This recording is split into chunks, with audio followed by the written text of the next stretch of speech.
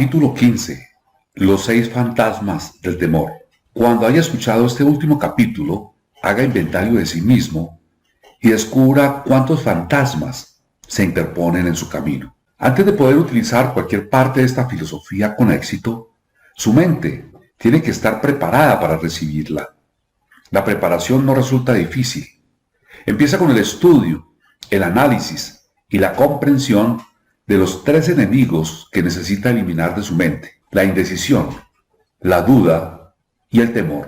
El sexto sentido nunca funcionará mientras estos 3 elementos negativos continúen en su mente, ya sea en su conjunto o por separado. Los elementos de este trío infernal se hallan estrechamente relacionados. Allí donde hay uno de ellos, puede estar seguro de que los otros 2 también se encuentran cerca. La indecisión es la semilla del temor. Recuérdelo a medida que siga con esta lectura. La indecisión se cristalizará en la duda y ambas se mezclan y se convierten en el temor. El proceso de mezcla suele ser lento. Esa es una de las razones por la que estos 3 enemigos son tan peligrosos. Germinan y crecen sin que su presencia sea detectada. El resto de este capítulo describe un fin que debe alcanzar antes de que pueda poner en práctica esta filosofía como un todo. También analizará una condición que ha reducido a un gran número de personas a la pobreza y afirma una verdad que debe ser comprendida por todos aquellos que acumulan riquezas, ya se midan estas en términos de dinero o de un estado mental mucho más valioso que el dinero. El propósito de este capítulo consiste en enfocar nuestra atención sobre la causa y la cura de los 6 temores básicos. Antes de poder dominar a un enemigo, debemos conocer su nombre, sus hábitos, el lugar de residencia. A medida que lea, analícese a sí mismo y determine cuál de los 6 temores básicos está con usted, si es que tiene alguno. No se deje engañar por los hábitos de esos enemigos sutiles. A veces permanecen ocultos en el subconsciente.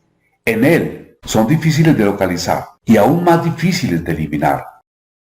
Los 6 miedos básicos. Hay 6 miedos básicos de los que todo ser humano sufre en una u otra ocasión, ya sea por cada uno de ellos o en una combinación de los mismos. Cualquier persona sería afortunada si no sufriera de los 6. Citados por el orden en que suelen aparecer son el temor a la pobreza, el temor a la crítica, el temor a la enfermedad, en el fondo de la mayor parte de nuestras preocupaciones. El temor a la pérdida del amor de alguien, el temor a la vejez, el temor a la muerte. Todos los demás temores son de menor importancia. Todos ellos pueden ser agrupados bajo esos 6 epígrafes. Los temores no son más que estados de la mente. El estado de la mente al que cada cual se haya sometido a control y dirección. El hombre no puede crear nada que no haya concebido previamente en forma de un impulso de pensamiento. Tras haber hecho esta afirmación, hay que hacer otra de mayor importancia aún. Los impulsos de pensamiento del hombre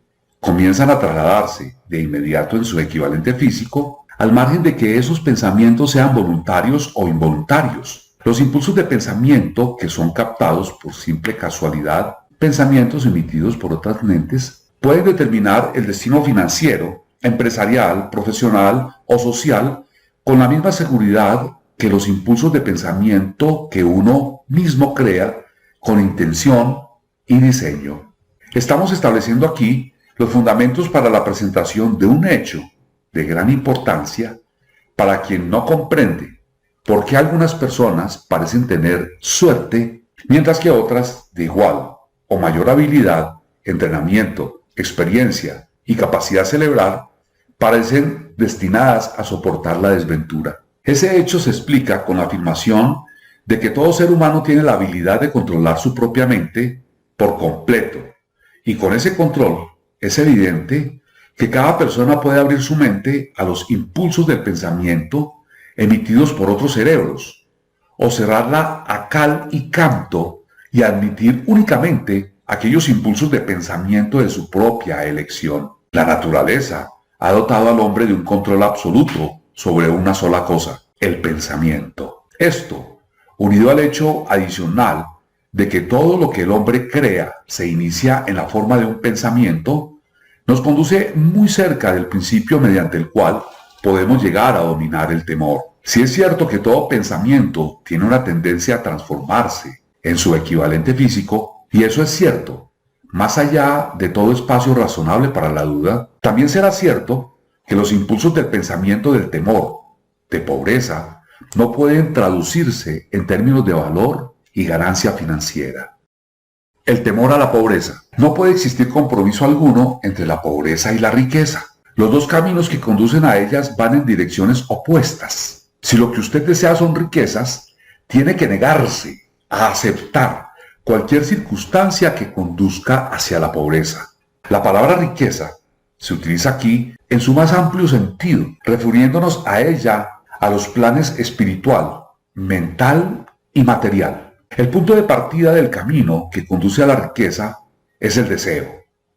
En el primer capítulo, usted recibió instrucciones completas para el uso adecuado del deseo. En este capítulo del temor, encontrará instrucciones completas para preparar su mente con el propósito de hacer uso práctico del deseo. Así pues, este es un lugar en el que se planteará un desafío mediante el que se determinará, de modo definitivo, ¿cuánta de esta filosofía ha absorbido usted? Aquí está el punto en el que puede convertirse en profeta y pronosticar con exactitud qué le reserva el futuro. Si después de haber escuchado este capítulo, usted se haya dispuesto a aceptar la pobreza, será mejor que prepare a su mente para recibir pobreza. Se trata de una decisión que usted no puede evitar. Si lo que exige son riquezas, determine en qué forma las recibirá y cuánto necesitará para sentirse satisfecho. Ya conoce el camino que conduce a la riqueza. Se le ha proporcionado una especie de mapa de carreteras que, si lo sigue, lo mantendrá en la vía adecuada. Si se descuida y no inicia el recorrido del camino, o si se detiene antes de haber llegado, no podrá echarle la culpa a nadie, excepto a usted mismo. Esa responsabilidad es exclusivamente suya. Ninguna justificación le salvará de aceptar la responsabilidad si ahora fracasa o si se niega a exigirle riquezas a la vida, porque la aceptación le exige una sola cosa, la única que usted puede controlar, un estado de la mente. Un estado mental es algo que uno asume, no puede comprarse, sino que ha de ser creado. El temor más destructivo. El temor a la pobreza es un estado mental, solo eso, pero es suficiente para destruir las posibilidades de alcanzar los logros deseados en cualquier empresa. Este temor paraliza la facultad del razonamiento, destruye la facultad de la imaginación, elimina la confianza en sí mismo, socava el entusiasmo, desanima la iniciativa, conduce a la incertidumbre de propósito, estimula la dilación, elimina el entusiasmo y convierte el autocontrol en una imposibilidad. Le arrebata a uno el encanto de la personalidad, destruye la posibilidad de pensar con exactitud, distrae la concentración del esfuerzo, domina la perseverancia, reduce la fuerza de voluntad a la nada, destruye la ambición, ensombrece la memoria e invita al fracaso en forma concebible. Mata el amor y asesina las emociones más exquisitas del corazón. Desanima la amistad e invita al desastre de 100 formas diferentes. Conduce al insomnio, la miseria y la infelicidad, y todo ello a pesar de la evidente verdad de que vivimos en un mundo de sobreabundancia de todo aquello que podamos desear, sin nada que se interponga entre nosotros y nuestros deseos, excepto la falta de un propósito definido. El temor a la pobreza es, sin el menor género de dudas, el más destructivo de todos los 6 temores básicos. Ha sido situado a la cabeza de la lista porque resulta el más difícil de dominar. El temor a la pobreza surge de la tendencia heredada del hombre a devorar a sus semejantes en el plano económico. Casi todos los animales inferiores se ven motivados por el instinto, pero su capacidad para pensar es limitada y en consecuencia se devoran físicamente los unos a los otros. El hombre, con su sentido superior de la intuición y capacidad para pensar y razonar, no se come físicamente a su semejante. Obtiene mayor satisfacción cuando lo devora financieramente. El hombre es tan avaricioso que se ha necesitado aprobar toda clase de leyes concebibles para salvaguardarlo de sus semejantes. Nada produce tanto sentimiento y humillación al hombre como la pobreza. Solo aquellos que la han experimentado comprenden el significado de esta afirmación. Así pues, no es de extrañar que el hombre tema a la pobreza. A lo largo de una abundante serie de experiencias heredadas, el hombre ha aprendido que no se puede confiar en algunos de su especie cuando se trata de cuestiones relacionadas con el dinero y con las posesiones terrenales. El hombre experimenta tal avidez por poseer riqueza que está dispuesto a adquirirla de todas las maneras posibles, por medios legales, si es posible, o por otros, si es necesario. El autoanálisis puede poner al descubierto debilidades que a uno le gustaría reconocer. Esta forma de examen es esencial para todos aquellos que exigen de la vida algo más que mediocridad y pobreza. Al analizarse a sí mismo, punto por punto, recuerde que, en este caso, usted es juez y parte, fiscal y defensor, acusador y acusado, y recuerde también que está afrontando un juicio. Así pues, enfréntese a los hechos directamente. Hágase preguntas concretas a sí mismo y exíjase respuestas directas. Una vez que haya terminado el examen, sabrá más sobre sí mismo. Si tiene la sensación de no poder ser el juez imparcial en este autoexamen, confíe en alguien que le conozca bien y que pueda actuar como tal, hasta que usted sea capaz de examinarse a sí mismo. Lo que usted anda buscando es la verdad. Consígala, sin que le importe a qué precio, aun cuando pueda sentirse temporalmente turbado por ella. Cuando se le pregunte a la gente qué es lo que más le teme, la mayoría contesta: no le temo a nada. La contestación es inexacta porque pocas personas se dan cuenta de que se encuentran atenazadas, obstaculizadas, fustigadas en lo espiritual y en lo físico por alguna forma de temor. La emoción del temor se halla tan sutil y profundamente enraizada que uno puede pasar por la vida sobrellevándola, sin llegar a reconocer jamás su presencia. Solo un análisis valeroso pondrá al descubierto la presencia de ese enemigo universal. Cuando usted inicie este análisis, busque a fondo en su carácter. A continuación, le ofrecemos una lista de los síntomas que debería buscar en sí mismo. Síntomas del temor a la pobreza. Indiferencia. Suele expresarse a través de una falta de ambición, de una predisposición a tolerar la pobreza, de una aceptación sin protestar, de toda aquella compensación que la vida pueda ofrecer, de una pereza mental y física, de una falta de iniciativa, imaginación, entusiasmo y autocontrol. Indecisión. El hábito de permitir que los demás piensen por uno, el de mantenerse al margen. Duda. Expresada generalmente por medio de justificaciones y excusas diseñadas para encubrirse, rechazar con explicaciones o disculpar los propios errores, los que a veces se expresan en forma de envidia hacia aquellos que han alcanzado el éxito, o bien se los critica.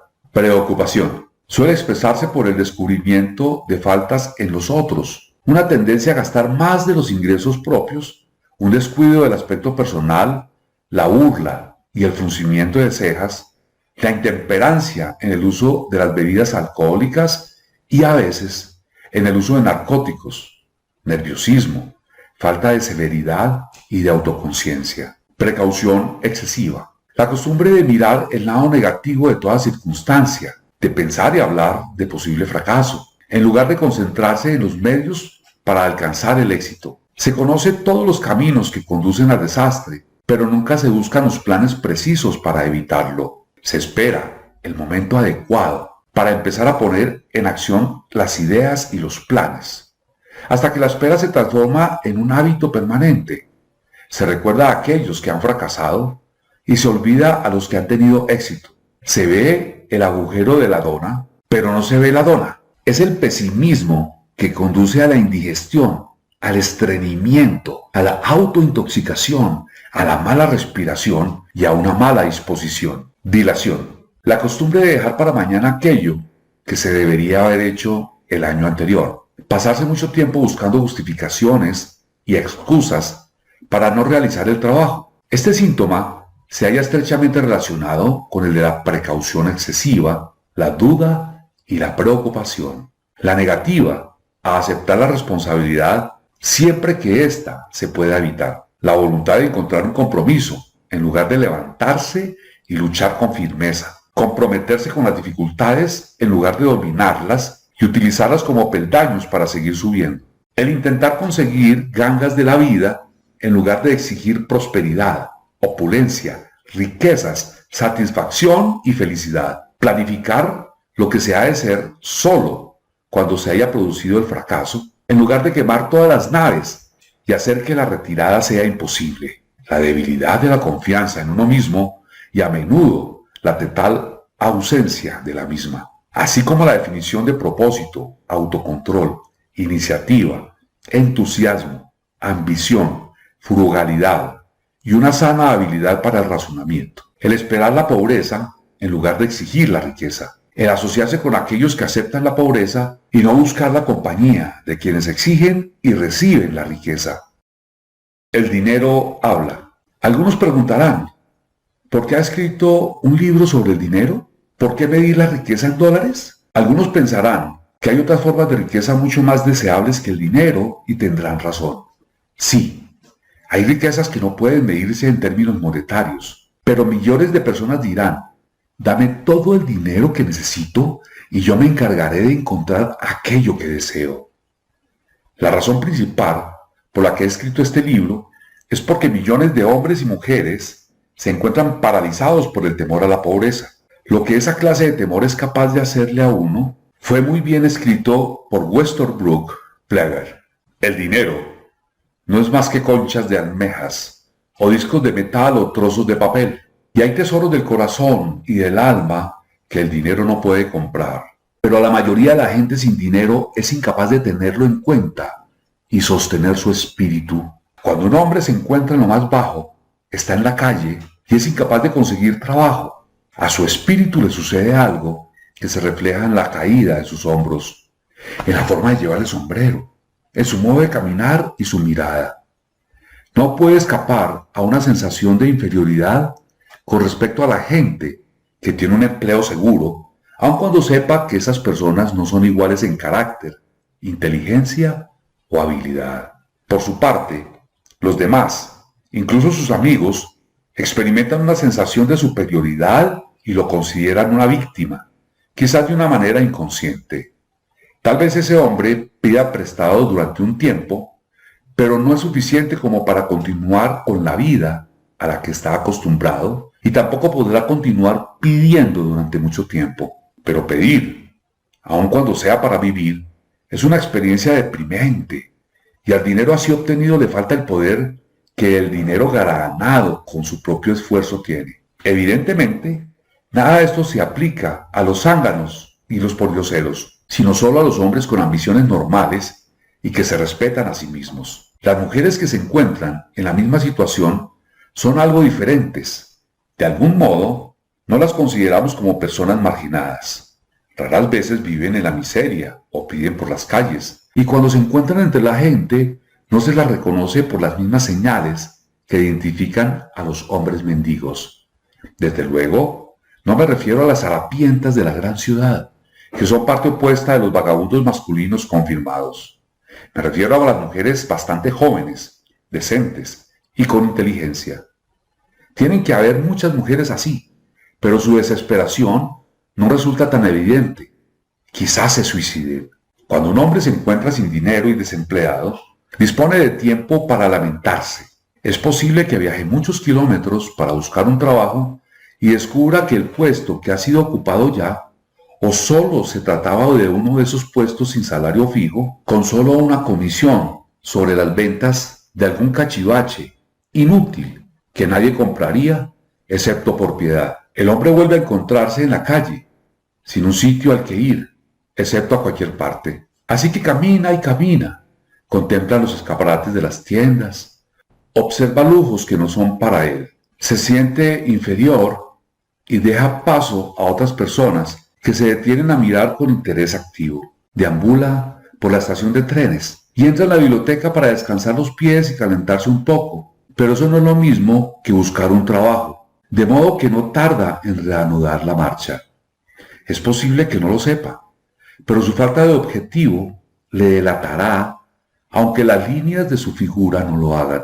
Es posible que vaya bien vestido, con las ropas que le quedaron cuando tenía un trabajo estable, pero esas ropas no sirven para ocultar su caída. Ve a miles de otras personas a su alrededor, todas ellas ocupadas con sus trabajos, y las envidia desde lo más profundo de su alma. Todas tienen su independencia, su autorrespeto y su orgullo. Y él no puede convencerse a sí mismo de que también es un buen hombre, por mucho que reflexione y llegue a un veredicto favorable hora tras hora. Precisamente, el dinero es lo que establece la diferencia con él. Con un poco de dinero volvería a ser el mismo. El temor a la crítica. Nadie puede afirmar con exactitud cómo llegó el hombre a experimentar este temor, pero lo cierto es que lo experimenta y de una forma muy desarrollada. Yo atribuyo el temor básico a la crítica a esa parte de la naturaleza heredada del hombre que lo induce no solo a arrebatar los bienes y mercancías de sus semejantes, sino también a justificar su acción mediante la crítica del carácter de los demás. Es un hecho bien conocido que un ladrón critica al hombre al que está robando, que los políticos que buscan un puesto no despliegan sus propias virtudes y sus calificaciones, sino que intentan desmerecer a sus oponentes. Los astutos fabricantes de ropa no han sido lentos a la hora de capitalizar este temor básico por la crítica con el que toda la humanidad ha sido maldecida. Cada temporada cambian de estilos de numerosos artículos. ¿Quién establece los estilos? Desde luego no es la persona que compra la ropa, sino el fabricante. ¿Por qué éste cambia los estilos con tanta frecuencia? La respuesta es evidente: para vender más ropa. Por la misma razón, el fabricante de automóviles cambia todas las temporadas los modelos de sus vehículos. Nadie quiere conducir un automóvil que no sea de los últimos salidos de fábrica. Hemos descrito la forma en que la gente se comporta bajo la influencia del temor a la crítica, tal y como se aplica a las pequeñas y mezquinas cosas de la vida. Examinemos ahora el comportamiento humano cuando este temor afecta a las personas en relación con los acontecimientos más importantes de las relaciones humanas. Tomemos, por ejemplo, a cualquier persona que haya alcanzado la edad de la madurez mental, de los 35 a los 40 años como término medio. Si pudiéramos leer sus pensamientos secretos, encontraríamos una decidida incredulidad hacia las fábulas enseñadas por la mayoría de los dogmáticos de hace unas pocas décadas. ¿Por qué la persona media, incluso en una época de tantos conocimientos como la actual, no se atreve a negar su creencia en las fábulas? La respuesta es por temor a la crítica. Los hombres han sido criticados por atreverse a expresar su incredulidad acerca de los fantasmas. No resulta nada extraño que hayamos heredado una conciencia que nos hace temer a la crítica. No hace mucho tiempo, en el pasado, la crítica comportaba severos castigos y aún así los acarrea en algunos países. El temor a la crítica priva al hombre de su iniciativa, destruye el poder de la imaginación, limita su individualidad, le quita la confianza en sí mismo y daña de 100 formas diferentes. Los padres a menudo hacen un daño irreparable a sus hijos cuando los critican. La madre de uno de mis compañeros de infancia solía castigarlo casi a diario con un palmetazo, completando la acción con la siguiente afirmación: terminarás en la cárcel antes de que cumpla los 20 años. A la edad de 17 años fue enviado a un reformatorio. La crítica es la clase de servicio que le sobra a todo el mundo. Todos tenemos una buena reserva de crítica gratuita que entregar, tanto si se nos pide como si no. A menudo, los parientes más cercanos son los que más ofenden. Debería ser considerado un crimen. En realidad es un crimen de la peor naturaleza el que cualquier padre produzca en su hijo complejos de inferioridad por medio de la crítica innecesaria. Los jefes que comprenden la naturaleza humana obtienen lo mejor de sus empleados no mediante la crítica, sino por medio de la sugerencia constructiva. Los padres pueden conseguir los mismos resultados con sus hijos. La crítica implanta el temor en el corazón humano o el resentimiento, pero no constituye ni el amor ni el afecto. Síntomas del temor a la crítica. Este temor es casi tan universal como el temor a la pobreza, y sus efectos son igual de fatales para el logro personal, sobre todo porque destruye la iniciativa y desanima el uso de la imaginación.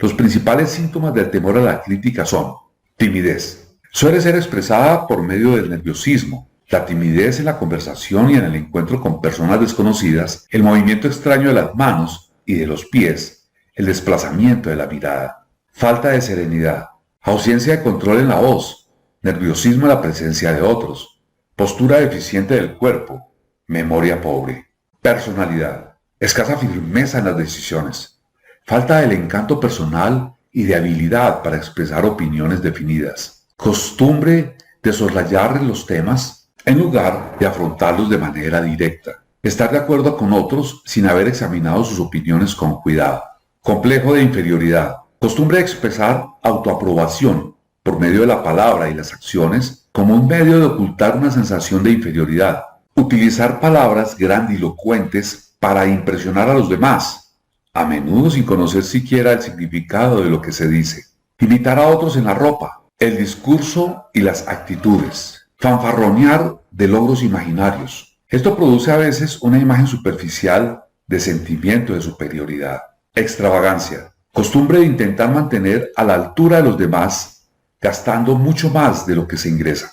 Falta de iniciativa, fracaso para aprovechar las oportunidades para el progreso propio, temor a expresar opiniones, falta de confianza en las propias ideas, responder de forma evasiva a los superiores, vacilar en la actitud y en el discurso, engañar en las palabras y en los hechos. Falta de ambición, pereza mental y física, falta de autoafirmación, lentitud para tomar decisiones, dejarse influir con excesiva facilidad, criticar a los demás a sus espaldas y halagarlos cuando están adelante, aceptar la derrota sin protesta o abandonar una empresa cuando se encuentra con la oposición de otros, sospechar de otras personas sin causa alguna, falta de tacto en la actitud y en el discurso, no estar dispuesto a aceptar la responsabilidad de sus propios errores. El temor a la enfermedad. Este temor tiene sus orígenes en la herencia, tanto física como social. Sus orígenes están estrechamente asociados con las causas del temor a la vejez y a la muerte, porque le conduce a uno al borde de mundos terribles, de los que el hombre no sabe nada, pero acerca de los cuales se le han contado historias inquietantes. También existe la opinión generalizada de que ciertas personas poco éticas se han embarcado en el negocio de vender salud por el método de crear temor a la enfermedad. El temor del hombre a la enfermedad procede de las terribles imágenes que se han implantado en su mente acerca de lo que le puede suceder si la muerte le llega. También le teme por la carga económica que puede representar. Un destacado médico estimó que el 75% de los pacientes sufre de hipocondría, enfermedad imaginaria, que ha demostrado del modo más convincente posible que el temor a la enfermedad, aun cuando no exista la menor causa, suele producir los síntomas físicos de la enfermedad temida.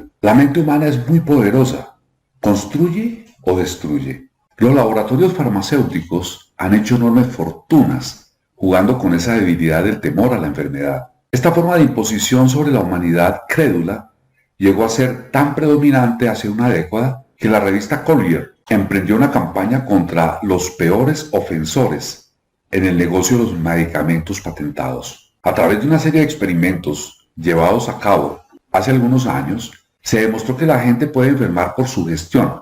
Nosotros llevamos a cabo este experimento haciendo que 3 conocidos visitaran a las víctimas, haciéndole a cada una de ellas la siguiente pregunta: ¿qué te aflige? Pareces terriblemente enfermo. El primero en hacer la pregunta no solía provocar en la víctima más que una mueca de disgusto y un casual «oh, nada, estoy muy bien». El segundo solía encontrarse con la siguiente respuesta: «no lo sé con exactitud, pero me encuentro mal». La víctima admitía ante el tercero que se encontraba enferma. Si lo duda, intente hacer lo mismo con un conocido, pero no lleve el experimento demasiado lejos. Existe cierta secta religiosa cuyos miembros se vengan de sus enemigos mediante el método del embrujamiento.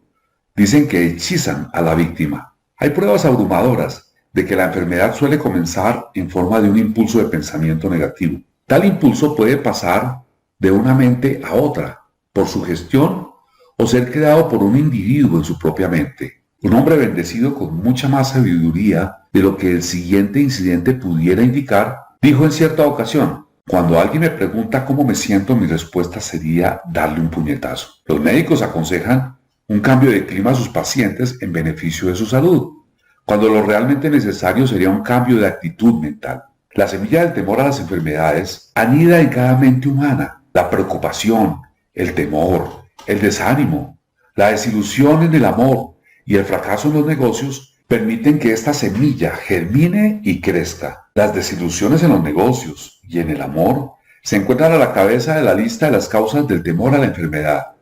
Un hombre joven sufrió una desilusión amorosa que lo envió al hospital. Estuvo luchando durante meses entre la vida y la muerte. Se llamó a un especialista en psicoterapia. Este ordenó cambiar a las enfermeras, dejando al paciente a cargo de una joven encantadora que, con el preacuerdo del médico, empezó a hacer el amor con el joven desde el primer día de su llegada al trabajo. Al cabo de 3 semanas, el paciente salió del hospital, todavía sufriendo, pero de una enfermedad por completo diferente. Se había enamorado de nuevo. El remedio fue un hechizo, pero el paciente y la enfermera terminaron casándose más tarde. Síntomas del temor a la enfermedad. Los síntomas de este temor casi universal son: autosugestión. El hábito del uso negativo de la autosugestión, que se dedica a buscar y esperar encontrar los síntomas de toda clase de enfermedades. Disfrutar de las enfermedades imaginarias y hablar de ellas como si fueran reales.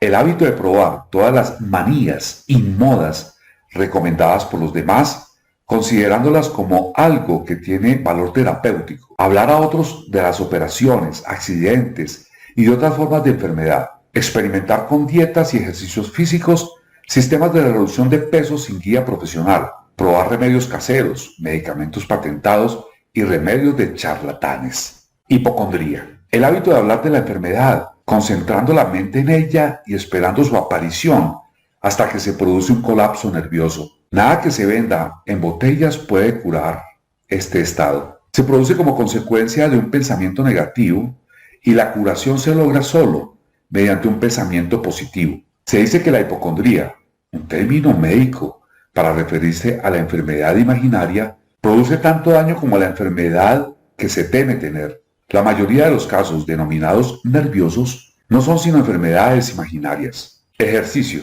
El temor a la enfermedad interfiere a menudo con un ejercicio físico adecuado y tiene como resultado el exceso de peso, haciendo que uno evite la vida al aire libre. Susceptibilidad. El temor a la enfermedad quiebra la resistencia natural del cuerpo y crea en él un estado favorable para cualquier forma de enfermedad con la que uno pueda ponerse en contacto. Autoconsentimiento. Hábito de buscar un poco de simpatía con el señuelo de una enfermedad imaginaria. La gente recurre a menudo a este truco para evitar acudir al trabajo. Hábito de fingir una enfermedad para justificar lo que no es más que pereza, o de hacerla servir como una justificación de lo que solo es falta de ambición, falta de moderación. Hábito de usar alcohol o narcóticos para eliminar dolores como los de cabeza, las neuralgias, etc., en lugar de buscar y eliminar la causa. El temor a la enfermedad suele estar relacionado con el temor a la pobreza, en especial en el caso del hipocondríaco, que se preocupa constantemente por la posibilidad de tener que pagar las facturas del médico, del hospital, etc. Este tipo de persona pasa mucho tiempo preparándose para la enfermedad, hablando de la muerte, ahorrando dinero para el cementerio y los gastos del entierro, etc. El hábito de interesarse por las enfermedades y de preocuparse por la posibilidad de verse afectado por una de ellas, así como la de leer los textos de los anuncios de medicamentos patentados, son aspectos del temor a la enfermedad. El temor a la pérdida del amor. La fuente original de este temor inherente surgió, evidentemente, del hábito del hombre polígamo de robarle la compañera a su semejante o de tomarse libertades con ella cada vez que podía. Los celos y otras formas similares de neurosis surgen del temor heredado del hombre a la pérdida del amor de alguien. Este temor es más doloroso que los 6 temores básicos. Tal vez causa más daño al cuerpo y a la mente que cualquiera de los otros temores básicos. Es probable que el temor a la pérdida del amor se remonte a la edad de piedra, cuando los hombres robaban a las mujeres por fuerza bruta. Ahora continúan robándolas, pero su técnica ha cambiado. En lugar de la fuerza, utilizan la persuasión, la promesa de vestidos bonitos, de coches estupendos y de otros señuelos mucho más efectivos que la fuerza física. Los hábitos del hombre son los mismos que eran en los albores de la civilización, pero ahora los expresa de formas muy diferentes. Un cuidadoso análisis ha demostrado que las mujeres son mucho más susceptibles a este temor que los hombres. Este hecho se explica con facilidad. La experiencia ha enseñado a las mujeres que los hombres son polígamos por naturaleza y que no se debe confiar en ellos cuando se encuentran en manos de rivales. Síntomas del temor a la pérdida del amor. Los síntomas más característicos de este temor son celos, el hábito de sospechar de los amigos y de las personas queridas sin ninguna evidencia razonable de motivos suficientes, el hábito de acusar de infidelidad a la pareja sin motivo alguno, la sospecha de todo el mundo en general sin tener fe en nadie, descubrir imperfecciones, el hábito de descubrir imperfecciones en amigos, parientes, asociados en los negocios y personas amadas a la menor provocación o sin causa que lo justifique, juego, el hábito de jugar, robar, engañar y aceptar cualquier otra oportunidad de riesgo con el propósito de conseguir dinero para la persona amada en la creencia de que el amor se puede comprar. El hábito de gastar mucho más de lo que ingresa o de incurrir en deudas para proporcionar regalos a la persona amada con el objeto de brindarle una imagen favorable.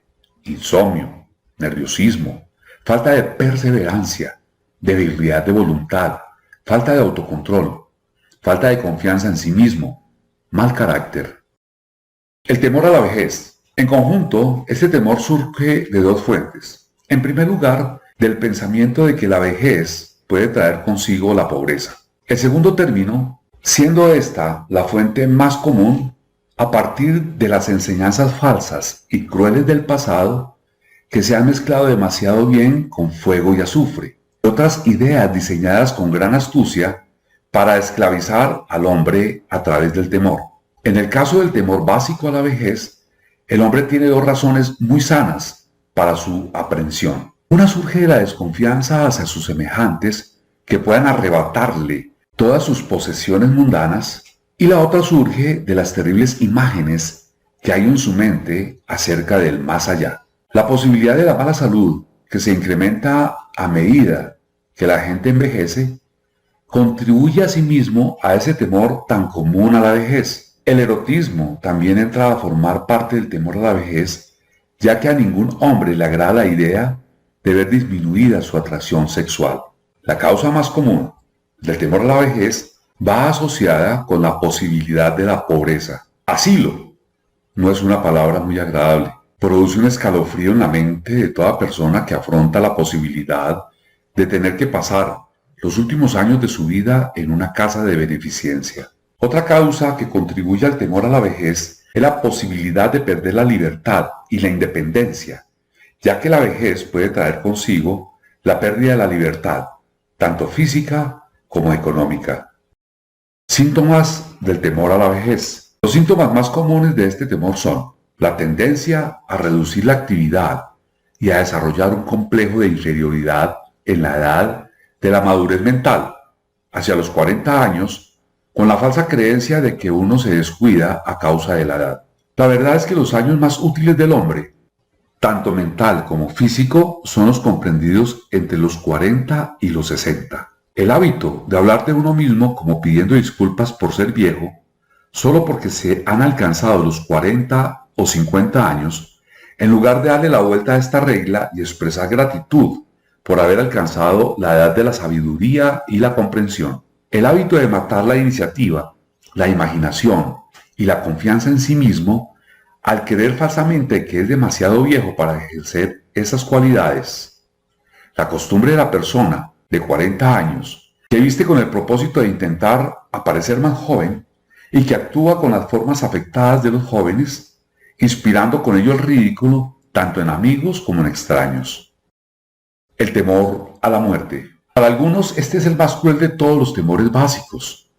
La razón resulta evidente. En la mayoría de los casos, es posible achacar al fanatismo religioso los terribles temores asociados con el pensamiento de la muerte. Los llamados paganos temen menos a la muerte que los más civilizados. El hombre se ha planteado durante miles de años las mismas preguntas que aún no han podido contestar acerca del de dónde y hacia dónde, de dónde procedo y hacia dónde voy. Durante los periodos más oscuros del pasado, los más astutos y los más fuertes no fueron precisamente lentos a la hora de ofrecer respuesta a estas preguntas, a cambio de un precio. Acude a mi tienda, abraza mi fe, acepta mis dogmas y te daré el pasaje que te admitirá en el cielo cuando mueras, grita un líder sectario. Permanece fuera de mi tienda y puede que el diablo se apodere de ti y te queme por toda la eternidad.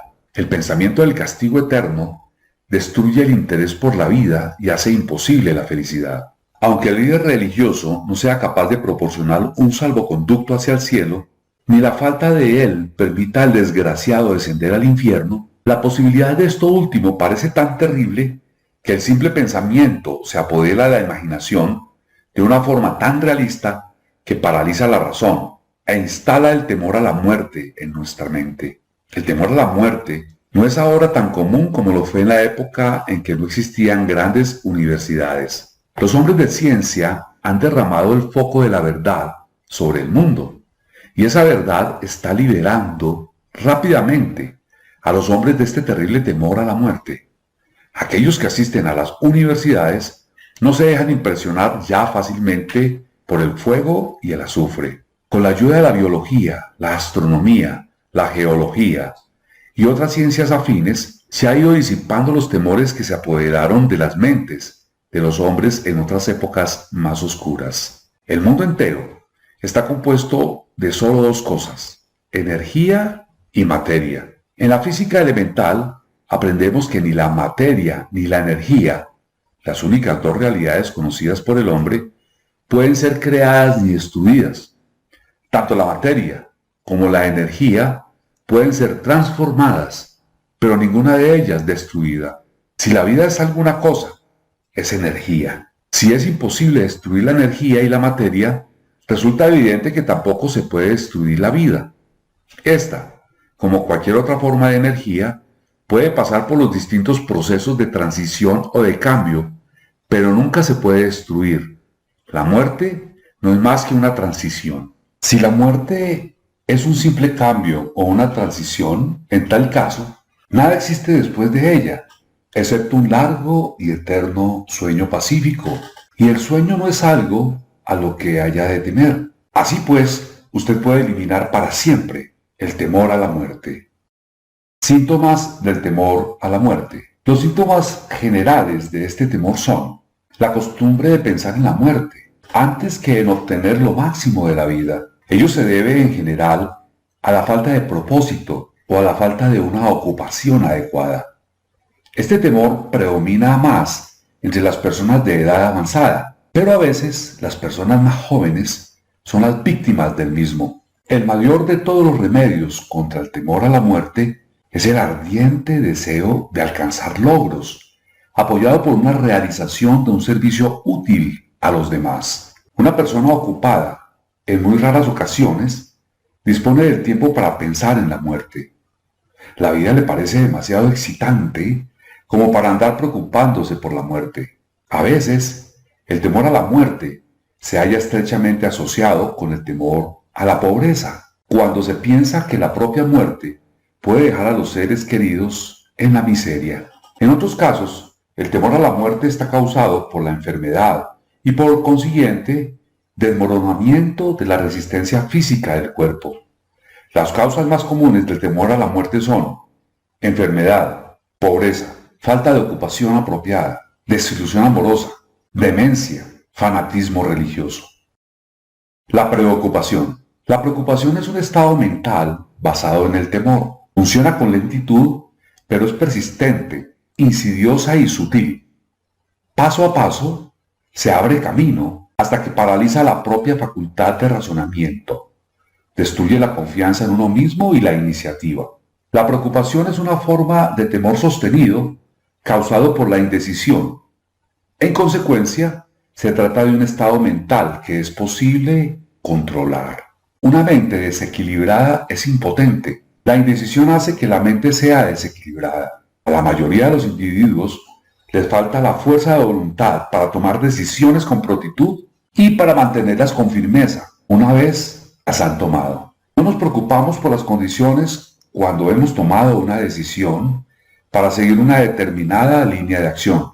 En cierta ocasión, entrevisté a un hombre que iba a ser electrocutado 2 horas más tarde. El condenado era el más tranquilo de las 8 personas que estaban con él en la celda de la muerte. Su tranquilidad me indujo a preguntarle cómo se sentía al saber que iba a pasar a la eternidad en tan breve espacio del tiempo. Me dirigió una sonrisa de confianza y contestó: me siento muy bien. Solo tienes que pensar, hermano, que todos mis problemas habrán terminado dentro de poco. Durante toda mi vida solo he tenido problemas. Siempre me ha resultado muy difícil conseguir alimento y ropa.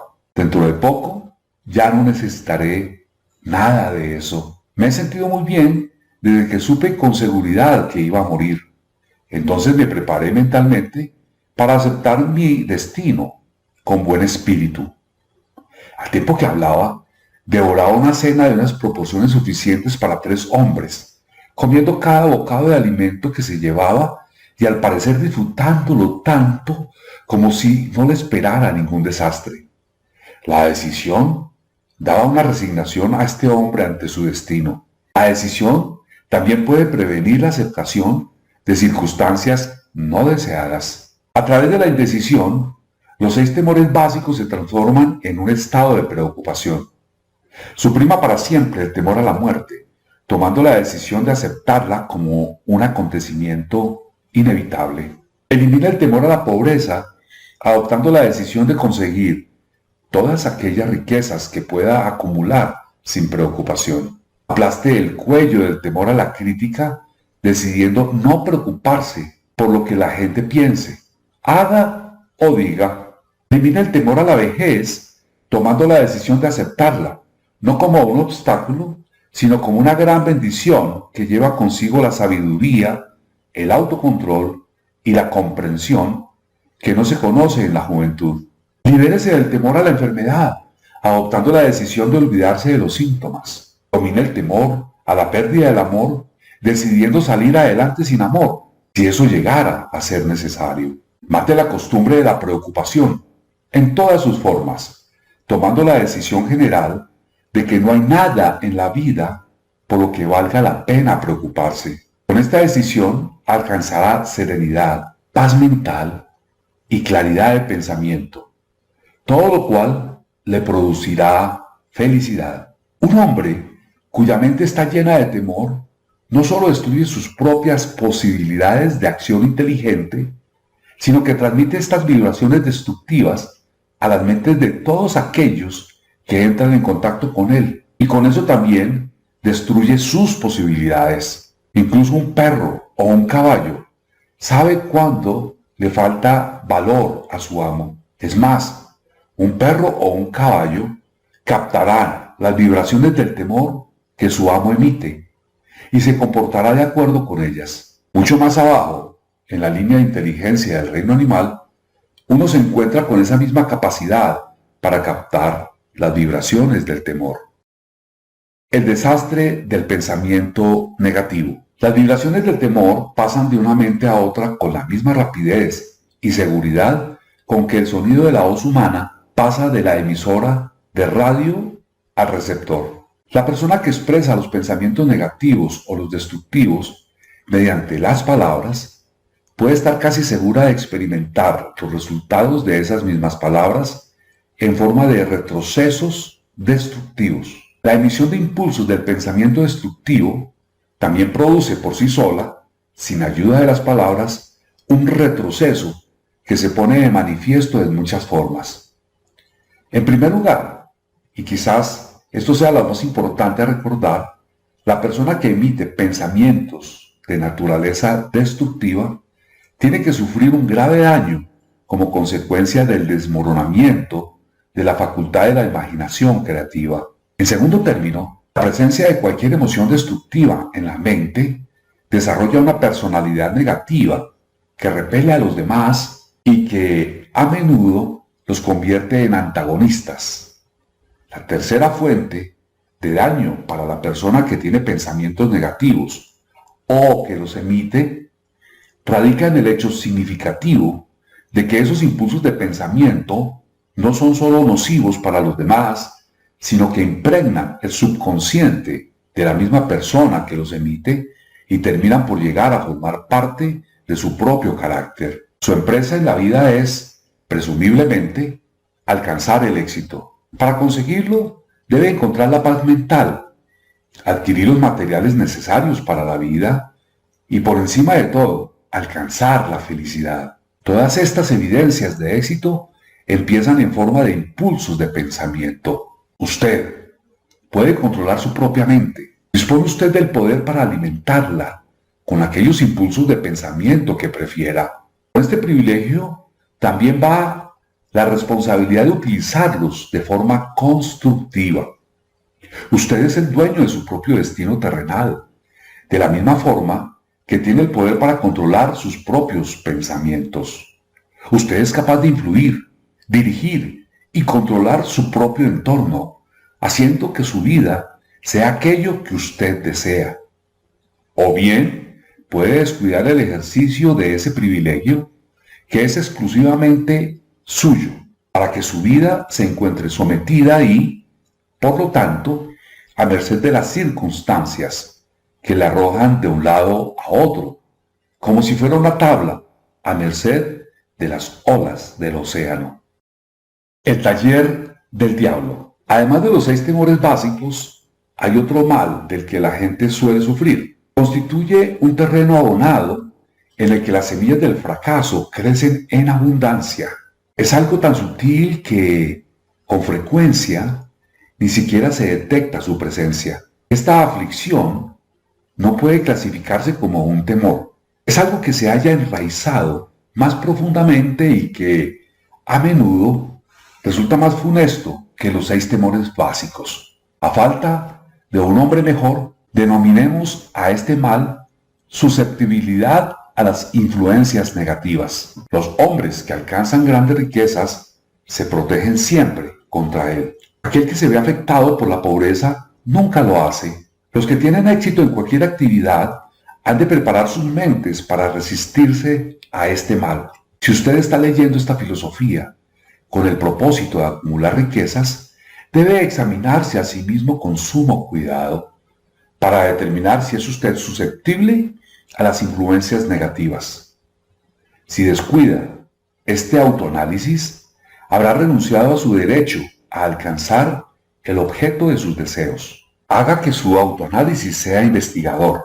Después de haber leído las preguntas preparadas para llevarlo a cabo, aténgase a un estricto recuento de sus respuestas. Ponga manos a la obra con toda la atención posible, como si emprendiera la búsqueda de cualquier otro enemigo del que supiera que está esperándole para tenderle una emboscada, y enfréntese a sus propias faltas, tal y como lo haría un enemigo más tangible. Puede protegerse con facilidad contra los salteadores de caminos, ya que la ley ofrece cooperación organizada en beneficio de usted. Pero tenga en cuenta que este 7º mal básico es mucho más difícil de dominar, porque suele golpear cuando usted no es consciente de su presencia, tanto si usted duerme como si está despierto. Además, su arma es intangible, pues consiste simplemente en un estado mental. Este mal también resulta peligroso, debido a que golpea de muchas formas diferentes, tantas como experiencias humanas existen. En ocasiones, entra en la mente a través de palabras bien intencionadas, pronunciadas por un pariente cercano. Otras veces, le perturba a uno desde dentro, por medio de la propia actitud mental. Siempre es tan mortal como un veneno, aun cuando no pueda matar con la misma rapidez. ¿Cómo protegerse de las influencias negativas? Para protegerse a sí mismo contra las influencias negativas, tanto si son de su propia producción, como si son el resultado de las actividades de ciertas personas negativas que le rodean, debe reconocer que usted tiene un poder de voluntad Utilizarlo constantemente hasta que logre construir un muro de inmunidad en su propia mente contra esas influencias negativas. Reconozca el hecho de que usted, al igual que todo ser humano, es, por naturaleza, perezoso, indiferente y susceptible a todas las sugerencias que armonicen con sus debilidades. Reconozca que usted es, por naturaleza, susceptible a todos y cada uno de los 6 temores básicos e instruya en su actitud hábitos que le permitan contrarrestar todos esos temores. Reconozca que las influencias negativas actúan a menudo sobre usted a través de su propia mente subconsciente y que, en consecuencia, resultan difíciles de detectar, por lo que debe mantener la mente cerrada contra todas aquellas personas que lo depriman o lo desanimen de cualquier forma. Limpie su armario de medicamentos, arroje todos los frascos con píldoras y deje de ser indulgente con los resfriados, los dolores y las enfermedades imaginarias. Busque deliberadamente la compañía de personas que influyan para que piense y actúe por sí mismo. No espere problemas, ya que estos tienen tendencia a no desilusionarle. Sin duda, la debilidad más común de todos los seres humanos es la costumbre de abrir sus mentes a la influencia negativa de otras personas. Esta debilidad es tanto más nociva en cuanto que la mayoría de la gente no se da cuenta de que han sido maldecidos con ella y que muchos de aquellos que la reconocen descuidan el mal o se niegan a corregirlo hasta que se convierte en una parte incontrolable de sus hábitos cotidianos. La única cosa sobre la que usted tiene control absoluto. Usted dispone de un control absoluto sobre una única cosa, sus pensamientos. Se trata del hecho más significativo e inspirador de todos los conocidos por el hombre. Refleja la naturaleza divina del hombre. Esta prerrogativa divina es el único medio de que usted dispone para controlar su destino. Si no logra controlar su mente, puede estar seguro de que no logrará controlar nada más. Si tiene que ser descuidado en lo que se refiere a sus posesiones, deje que sea en relación con las cosas materiales. Su mente es la posesión espiritual. Protéjala y utilízala con todo el cuidado al que tendría derecho la realeza divina. Para ese propósito se le dio la fuerza de voluntad.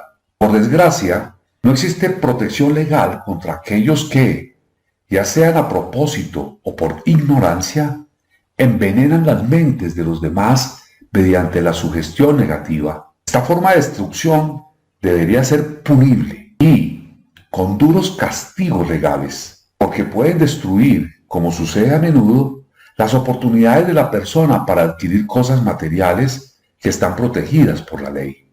Hombres con mentes negativas trataron de convencer a Thomas Alva Edison de que no podía construir una máquina que registrara y produjera la voz humana, porque dijeron que nunca antes nadie ha producido una máquina igual. Edison no les creyó. Sabía que la mente era capaz de producir cualquier cosa que la propia mente pudiera concebir y creer. Ese conocimiento fue lo que elevó al gran Edison por encima del rebaño común. Hombres con mentes negativas le dijeron a F.W. Woolworth que se arruinaría si trataba de dirigir una tienda sobre la base de ventas de artículos a 5 y 10 centavos. Woolworth se negó a creerles. Sabía que si podía hacer cualquier cosa dentro de lo razonable, si apoyaba sus planes con la fe, ejercitó su derecho a descartar de su mente las sugerencias negativas de los demás y acumuló una fortuna de más de $100 millones. Personas de mentalidad dubitativa se burlaron cuando Henry Ford probó su primer automóvil, toscamente fabricado en las calles de Detroit. Algunos afirmaron que aquel artefacto jamás sería práctico. Otros dijeron que nadie pagaría un céntimo por aquel cacharro. Ford replicó: llenaré la tierra con vehículos que dependerán del motor. Y lo hizo. En beneficio de aquellos que buscan grandes riquezas, recordemos que prácticamente la única diferencia existente entre Henry Ford y una gran mayoría de trabajadores es la siguiente. Ford Tenía una mente y la controlaba. Los demás tienen mentes que ni siquiera intentan controlar. El control mental es el resultado de la autodisciplina y el hábito. O usted controla su mente o ésta le controla a usted. No hay compromisos ni términos medios. El método más práctico de todos para controlar su propia mente es el hábito de mantenerla ocupada con un propósito definido, apoyando por un plan concreto. Estudie todo aquello que se sepa sobre cualquier hombre que haya alcanzado un éxito notable y observará que ese hombre tiene control sobre su propia mente, que ejercita ese control y que lo dirige hacia la obtención de objetivos definidos. Sin la existencia de ese control, el éxito no es posible. 55 excusas famosas del viejo sí. Las personas que no alcanzan el éxito tienen un rasgo característico común. Conocen todas las razones de explicar el fracaso y disponen de lo que consideran que son toda una clase de justificaciones para explicar su propia falta de logros. Algunas de estas justificaciones son inteligentes y unas pocas de ellas se hallan incluso confirmadas por los hechos. Pero no se pueden utilizar excusas para no tener dinero. El mundo que nos rodea solo quiere saber una cosa.